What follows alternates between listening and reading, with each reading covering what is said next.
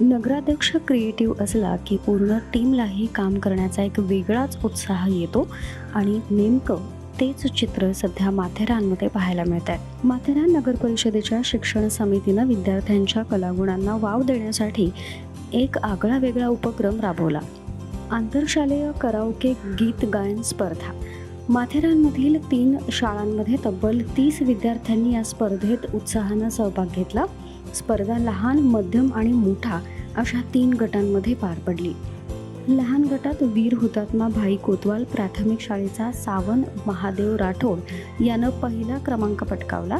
मध्यम गटात Saint Xavier's विद्यालयाचा Arthur परमेश्वर लुडचेक प्रथम क्रमांकाचा विजेता ठरला. तर मोठ्या गटात गव्हाणकर विद्यालयाची वैष्णवी सुनील सकपाळ हिने पहिला क्रमांक मिळवत सर्वांचं लक्ष वेधलं.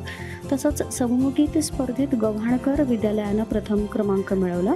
या स्पर्धेचं उद्घाटन उपनगराध्यक्ष संतोष शेलार यांच्या हस्ते गटनेते शिवाजी शिंदे तसंच माथेरान नगर परिषदेच्या नगरसेवकांच्या विशेष उपस्थितीत पार पडलं.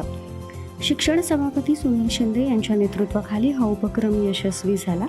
परीक्षक म्हणून चंद्रकांत काळे, छोटू खान आणि गौरी कवळणकर यांनी काम पाहिलं.